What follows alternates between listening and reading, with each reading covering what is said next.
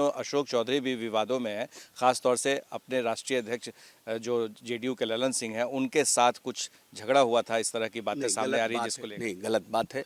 First of all कि हम संगठन के लोग हैं, हम राष्ट्रीय अध्यक्ष, प्रदेश अध्यक्ष, संगठन प्रभारी, जनरल सेक्रेटरी इंचार्ज, इन सब की बातों को हम समझते आए हैं। हम एनएसयूआई की राजनीति से शुरुआत किए हैं और कांग्रेस के प्रदेश के अध्यक्ष तक रहे हैं, इसलिए मैं हायरार्की को समझता हूं।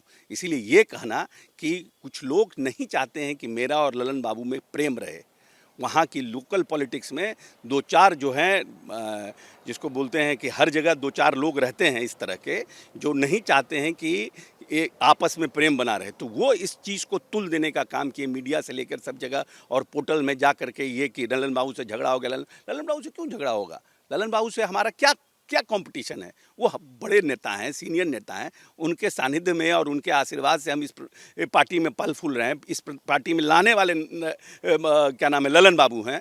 इस पार्टी में हमको लाने वाले ललन बाबू, तो मेरा ललन बाबू से क्यों विरोध होगा? क्यों हम ललन बाबू के साथ बदतमीजी करेंगे या क्या करेंगे? ये तो एक लोग पॉलिटिक्स कर रहे हैं, ठीक है, बड़े बड़ा झंझाट हमने देखा है। हम समझते हैं कि ललन बाबू समझेंगे कि हाँ, आने वाले समय में कि हम उनके क्या नाम है, शुभचिंतक हैं, कि हम उनके विरोधी हैं। और ये भी कहा जा रहा है कि बरबीघा से जो विधायक है सुदर्शन, वो भी आपके खिलाफ चले गए हैं। ये देखिए, उनको भी लोगों ने कुछ तरह से उनको भी दिग्भ्रमित करने का काम किया है। 2020 में जब महागठबंधन बना और महागठबंधन बनने के बाद जब टिकट का डिस्ट्रीब्यूशन हुआ और बरबीघा 2015 में, तो जो महागठबंधन का निर्माण हुआ और उस समय मैं कांग्रेस का अध्यक्ष था और उस समय सीपी जोशी जी ने और राहुल गांधी ने मुझे फ्री हैंड दिया था और हमने बहुत से नौजवान साथियों को मौका दिया है, चाहे वो अमित कुमार टुन्ना हो, पूनम पासवान हो, अमिता भूषण हो, सुदर्शन कुमार हो, वैसे बहुत से लोगों को हमने मौका दिया, नए लोगों को मौका दिया जो कि इवन यंगेस्ट थे और जिनका पार्टी में कोई माँ बाप नहीं था, कोई CWC, कोई बड़े नेता का जिनके ऊपर। और सुदर्शन जी तो हमारे पार्टी में थे भी नहीं, ये तो लोजपा में थे।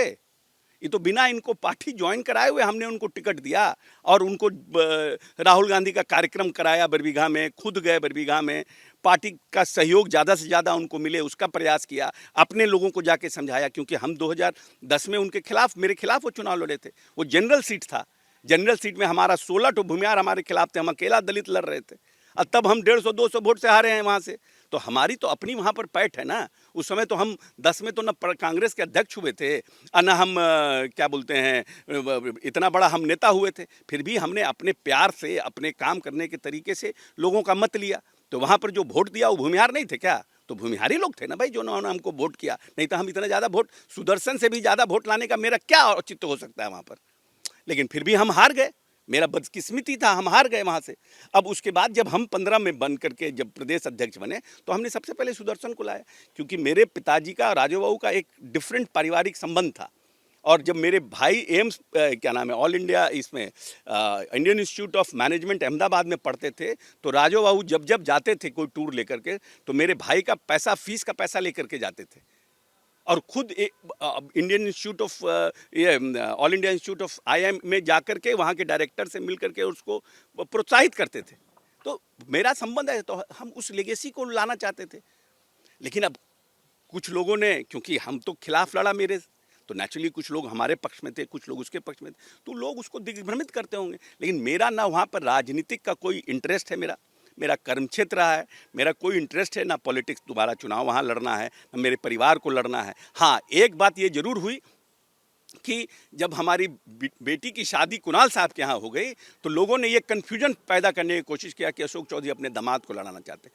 कुणाल साहब का व्यक्तित्व अशोक चौधरी के व्यक्तित्व से बहुत बड़ा है, बहुत बड़ा है।